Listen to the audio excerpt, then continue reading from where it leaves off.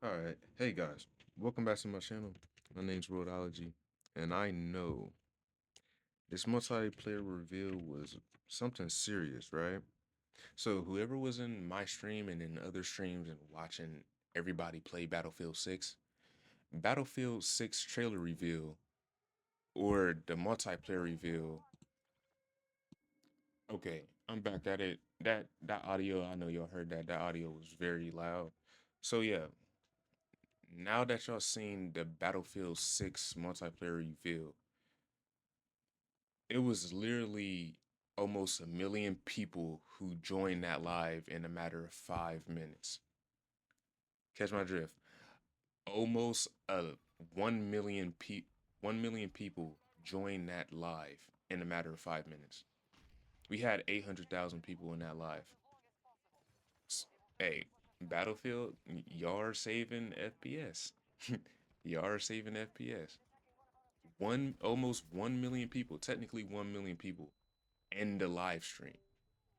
I don't think I ever seen that before on a video game. So 1 million people y'all did y'all staying, and my thoughts about Battlefield, and I'm gonna also go to the pros and cons of what I've seen in Battlefield. First off, hey, what the heck was going on in that live? Why was y'all playing like that in the multiplayer? What was going on? So there was a few people I know when if y'all see my live, y'all know that hey, it was a lot of people that I was rooting for everybody. But you know the real rooters, they was doing their thing out there, huh? So yeah, the Battlefield the Battlefield 6 multiplayer reveal was very nice. It was it was something that, needed to happen in that exact manner. They needed to have the multiplayer reveal.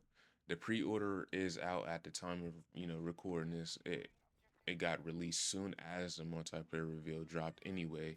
So if y'all want that, hey, y'all can have it. The keys, hope y'all receive y'all's keys for the multiplayer reveal.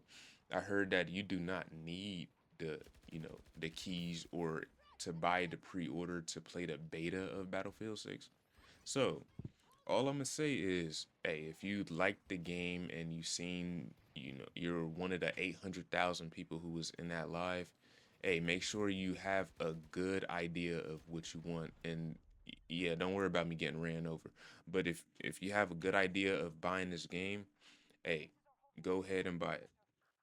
So I've seen a lot of good things in Battlefield 6 and also a lot of things that I did not find that was good to me in Battlefield 6. So I'm gonna go into pros and cons. But first I'm gonna go into the pros because it was way more pros and cons. And the cons that I might say is probably not really that much of a big deal. But to me it's kind of a big deal because it looks forward. My cons are probably going to be, complete for the battlefield of my dreams. But right now we're getting something, close to it. So first, the pros of Battlefield 6 right now is that the movement looks very good, but it looks like they decreased the speed a little bit. So I have a eyes for the movement in the game, and I figured out like even though the FOV on most people's POV wasn't really, at 100, 120, 90, whatever, it still looks like the movement was slowed down even on the low POV. It's it's very weird, but it looks like they toned it down like a few little milliseconds down on the time to sprint, So they could actually,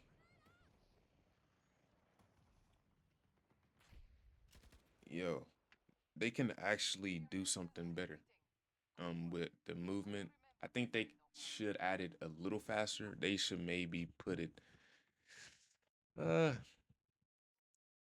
they should maybe up it in point 0.2 times speed, not 2 times speed, point 0.2 times to make it a little faster because it looks like, some places, in some people's POV, you could actually get out you should have should have gotten out the way in certain scenarios. But hey, the movement is still very good, and we see it looks similar to BF3 and BF4. So the next pro in the Battlefield multiplayer reveal is that so the next thing in the Battlefield 6 multiplayer reveal is the spread. Spread is back in the game. Everybody's POV. They was basically using full auto on a gun that had a very visible cone of spread, which is very weird. I don't know why they were just using straight full auto. There was obviously some people who was using, seeing the visible cone of spread instead of the 2042 cone of spread where it literally like spreads soon as it, the bullets on the target for some exact reason. But on, the Battlefield 6, you know, Battlefield 6 gameplay, you can actually see the visible spread and you can actually know where your bullets is going so you can actually have, a good depiction on how to use your weapon and controller. So, we know that spread is in the game and that's very good to see. The third pro is that the maps look insanely good in the next Battlefield. So, we all see all 4 or 5 of the maps that was in the gameplay. We see that majority of the maps are BF3 style, and it is mostly infantry focused. So it's going to be infantry focused, and the thing with infantry focus is that it makes the vehicles play against each other and force them to play against each other, which is a good balance because it forces the infantry to play infantry instead of actually hiding in the back of the map. It will force the vehicles to come at each other and battle against each other. So that is a good addition into, Battlefield and how they should have been making, maps for Battlefield and the whole Battlefield franchise, and should make Battlefield maps in the future coming, soon. But we're still talking about, Battlefield 6, and we just started and we're going to, enjoy the journey, right? So the maps look very good, and hey, they're doing their thing with the maps. And we also have, I guess, 9 maps into the base game. That's what they said in the reveal. So now we have to wait and see what the other maps were.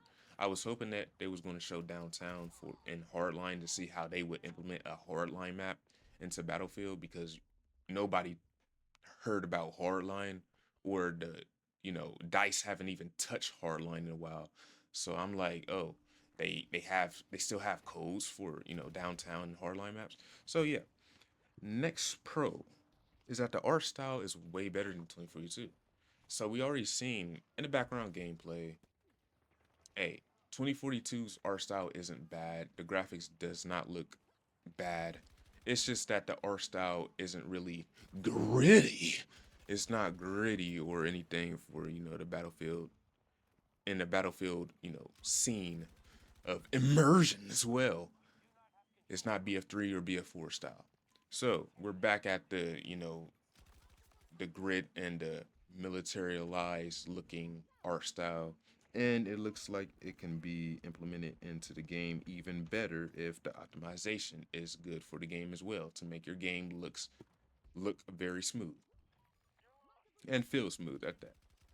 So the animations, the next topic, the next pro is the animations can still use a lot of work but still look similar to BF3 and BF4. All right. So again, I'm gonna I'm gonna talk about that in the con section, but we're about how the animation still use a lot of work. I'm gonna talk about that in the con section. So the pro animation can still use, animation still look similar to BF3 and BF4.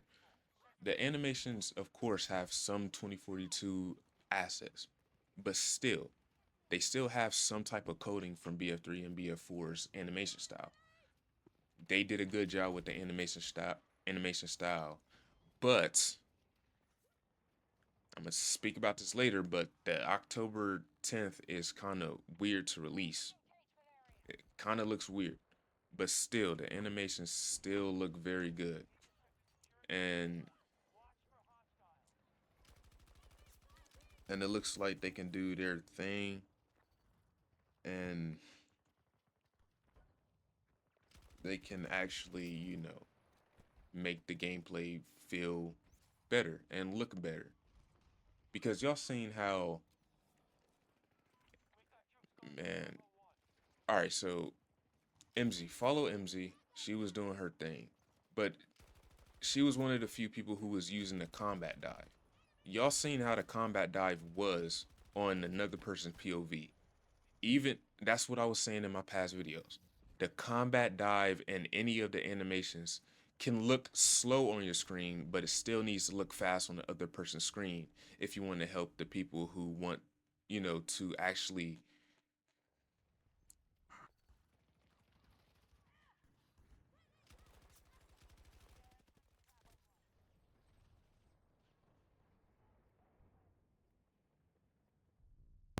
My bad. My bad. I had to pause from for something that did not need to be paused on because it could have been fixed in the future.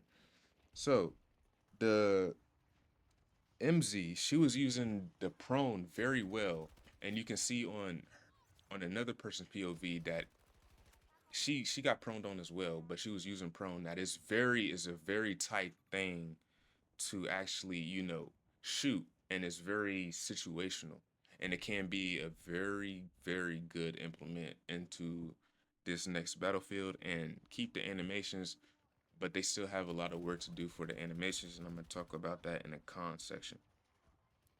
All right, the next pro is that the skill gap looks possibly high to be able to have in the game. It looks very high because first off, nobody was using movement that well. It was only again a few people that was using movement. So we see that the skill gap is going to be very high. And if we also have these maps in the base game and in a game that's, in the future maps that's going to have those same type of um, layouts, we're going to see a big skill gap because everybody who was playing was very hyper stimulated. Everything was destroying, in every single direction. And it's going to be a very interesting type of skill gap. Okay, so the next pro is pretty interesting. So they added a competitive scrim mode. Okay, I know I called it a competitive scrim. Is like, what are you calling this? A competitive scrim? But again, competitive scrims are only 2v2 scrims, 2v2 squads, right? It can be more, I think, but they added a competitive 4v12. So you're a squad against 12 other people, which meaning you have 3 squads that you have to go against. So the reason why I called this game mode the competitive game mode is because mainly you're in your squad and you have to control everybody's squad, right? But the thing is, I don't think they used it correctly. I think it's only like a team deathmatch type of squad thing. So for that, is that I think that they should add vehicles to the mo to the mode and have wider they should have wider, areas for all of the squads to use the vehicles. And the reason why I said bring vehicles, not too many, but enough to actually balance it out, is because that it forces everybody in every single squad to equip every single loadout. You need an engineer, a heal because you're going to get, damaged by the vehicles, a sniper because you obviously have to move around and try to pick somebody off. And again, the assault. We all know the assaults are the main people who are in it. So that's why I said that competitive scrims, or the name for the mode, was a competitive scrim to me. And that's why I think it can be very implemented in a very good way if Dice does it correctly. So for that, I think that vehicles and a wider map, not too wide like this in the background, but wide enough to be able to play something with the vehicles and the whole central um, thing for Battlefield. It's quite a lot to take in. So the next pro is that destruction is on point. Don't need to talk about that. We all know destruction is, the base thing for Battlefield. And the chat was in the game. I did not hear too much chatter in the game. The reason why I want chat in the game is because obviously people do not, use their comm to say that they need health or ammo or whatnot. So if a person is out of ammo or, you know, has health, you can maybe click your gun, shoot your gun once, and then it chats and say that you need ammo or something. Or if you get shot to low health, your character will say out loud most majority of the time that you need health, and it would just spam in the person's ear until they give you help. The other prone that I literally heard at last second was that the VoIP and the VoIP in the yeah the VoIP in the game when you're in a squad with your teammates, it sounds like walkie talkies. It sounds like you're in a walkie talkie comm, whatever they use in the actual military. They use different comms. I'm not going to name them all out. It doesn't matter. Just know that it sounds like they're actually talking through how, comms will talk through in real life. And that is a cool addition into Battlefield. So, the next major thing that I wanted kept in and they actually kept into the game was the ghost effect. So when you get killed, you have and they updated it at that. So when you get killed, you see how it follows the person and it just shows where they're at the whole time. But with the ghost effect, if he would have killed me, it would have showed a ghost of where he last was and how he last with his last like positioning of where he was and how he looked and everything, right? So, hey, I'm glad they kept that in the game, and it can also be a very good addition for competitive play anyway, because you don't need to see the other person every single minute when you die. That just makes no sense if you want to add competitive mode into Battlefield. Just keep the ghost effect in the game. Good job, Dice. I did a good job. So that is the last thing for the pros and the cons. Y'all can fix this real quick. I'm gonna just go through the cons because it wasn't really that bad, but hey, it's not really. It doesn't suit Battlefield. So the first pro is that double primary. Double primary. Everybody in the game. Excuse me. Everybody in the game playing the game was literally using an AR and a shotgun. That's necessarily that is not healthy for Battlefield. Is not healthy for Battlefield because first of all, ARs and shotguns. If you do that, no, it all the Battlefield players will know that an AR and a shotgun in your same loadout is not good. Just add a G18. Just add powerful pistols in the game instead of just adding a shotgun where you can have in your loadout. Don't do that, please. Just remove it. So the next thing is while the movement looks looks good. It slowed down. I already talked about that. It looks like they slowed the movement. Probably need to up it on 0.2 times speed, maybe 0.4 times speed, but not as fast as 2042. Maybe as fast as Hardline, but I think Hardline was faster than 2042. So, hey. So the next con is the bugs. The bugs in the game can be fixed again, but it's a lot of bugs in the game that needs to be fixed. First off, I seen a lot of people who was using RPGs and it was going in thin air. It wasn't blowing up, it wasn't doing nothing. Some weapons wasn't being registered. some things wasn't, working correctly. It was just, it was running smoothly, but it was some things, and characters are bugged in the animations, as I was going to, as I said earlier, I'm going to talk about that. The animation style is there, but it's buggy. You see like in the gameplay they twitch a lot. So it looks like sometimes it will probably be weird to like see your character and other people's character, and it can probably mess up your eyes and whatnot. But there's a lot of bugs in the game and needs to be fixed. Gosh, so this is a lot actually. So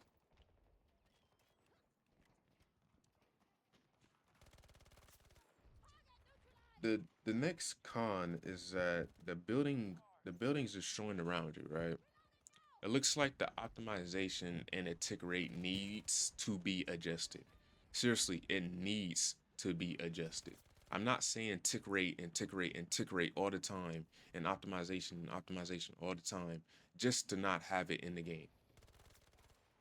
If you have all this destruction, especially if they're making the areas tighter, you need the optimization and tick rate for the game to work.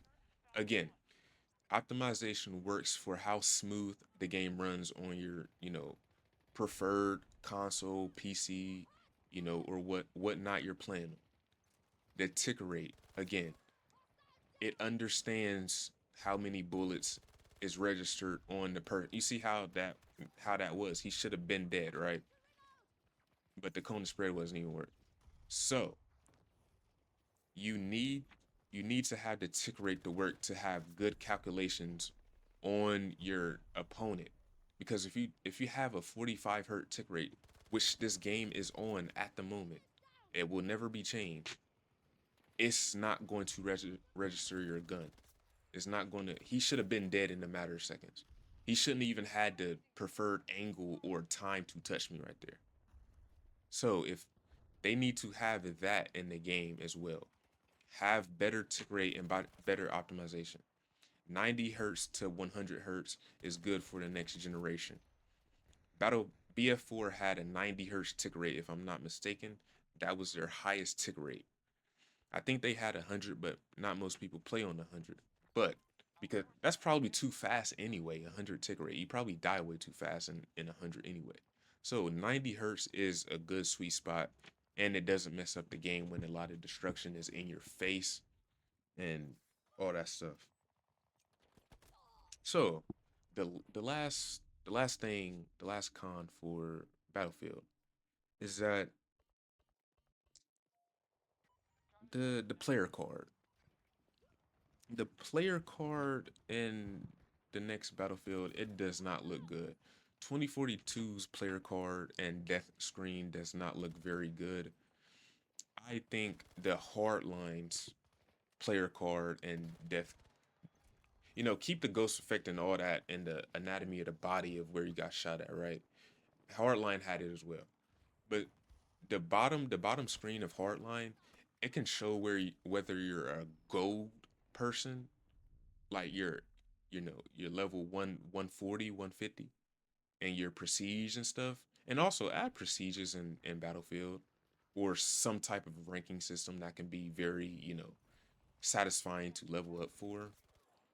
Um, so on the hardlines player on a Hardlines player card, you can see that it's gold and silver or just bland. And you can see the person's emblem and the assignments and badges that they had, when you unlock them, right? So I think they need to put the dog tags on there as well. Because where are you going to put the dog tags on that player card? Like, of course, it's not finished, but if you're going to add a player card and not just, the BF3, the BF hardline type of player card, and I think BF1 had that type of player, the good player cards as well. When you seen somebody's death, if if that's if that's good, if that's good for the game, then what am I talking about? That's good for the game. BF3 to BF1 is good for the game. So keep that in the game and just make the game run smoothly and everything. That is a recap of, not a recap, but that's all for my pros and my cons of Battlefield. The Battlefield 6 and my thoughts about Battlefield 6 is that it's very good. So yeah, that's all I'm gonna say for this video, and I hope y'all like, share, and subscribe. And that, hey, we might be looking at a good Battlefield game. So just keep up the good work, guys, and y'all are doing good. And I'm out. See you.